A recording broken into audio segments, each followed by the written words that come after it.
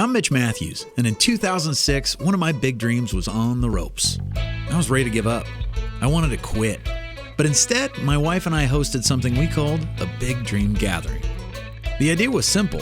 Invite friends to our house and have everyone write down some dreams and goals on sheets of paper we could hang on the walls.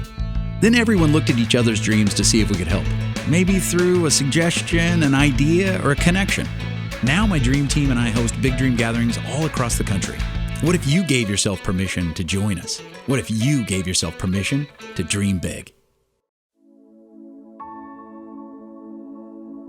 All right, so we're at Purdue University, really excited to be here for a Big Dream Gathering tonight. But as we're getting ready for that, I wanted to spend a little bit of time digging into one of Purdue's most famous alumni, Neil Armstrong, and his story.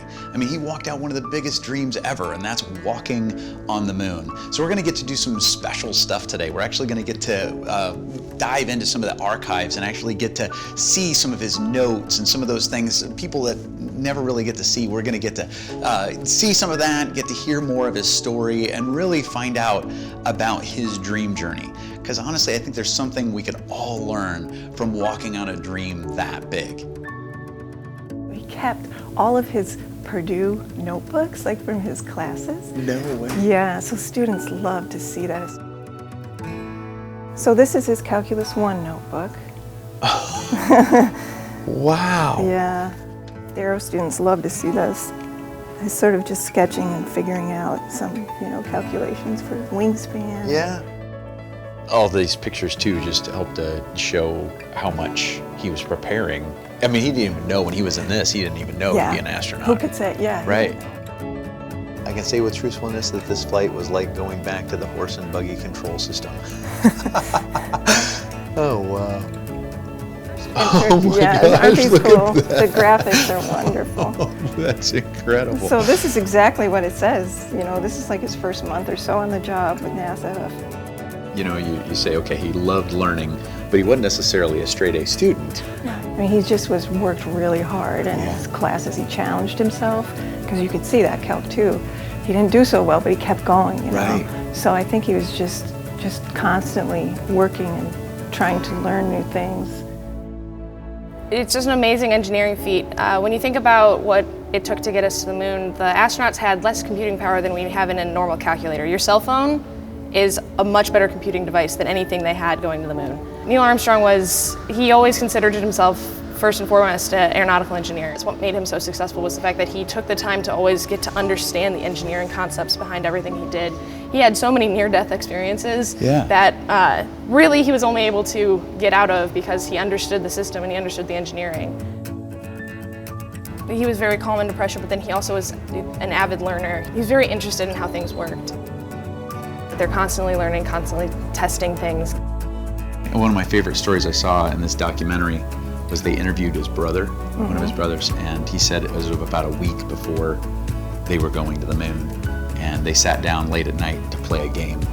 And his brother finally asked him, "Are you afraid of anything?" And it sounds like Neil sat back and said, "I don't know how deep the dust is going to be." Oh. How deep is the dust going to be? And you think, that's one of the things they just didn't know. Like, that could be an inch deep, it could be like quicksand. They just didn't know, but he still pushed through. That's what's amazing to me. Yeah, I agree. Yeah, it's incredible.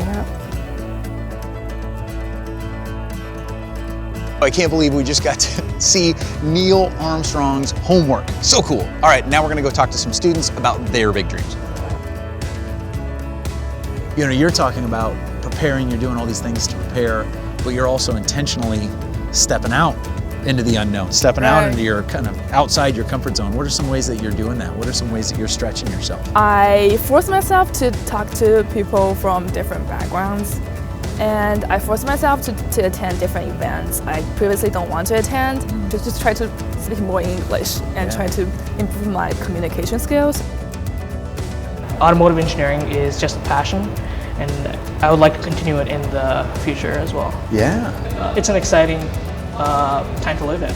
It is. Yeah. Well, it's funny. It's the very uncertainty that scares most people. You're looking at as an opportunity. Absolutely. That's awesome. All right, had an amazing day here at Purdue. Got to spend the morning learning about Neil Armstrong and his own dream journey of getting to the moon. Got to talk to some students about some of their dreams they're working on launching. And now we're getting to move into the big dream gathering tonight. Can't wait to see which dreams get launched tonight.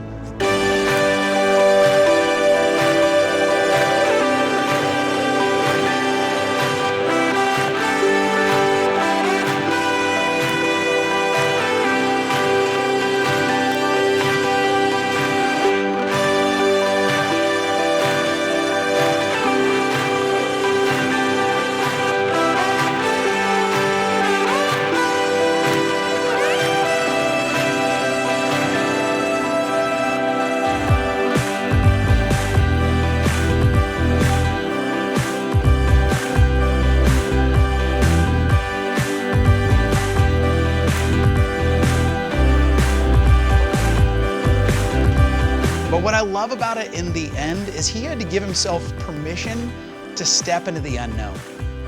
In the end, he had to give himself permission. I mean, he did so many things to prepare, but in the end, he had to give himself permission to step into the unknown.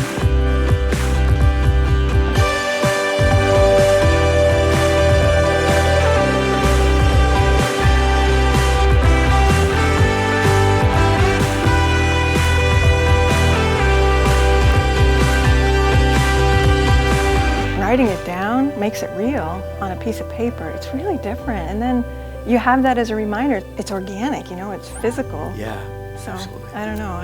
As an archivist, I think, yeah, paper's the way to go.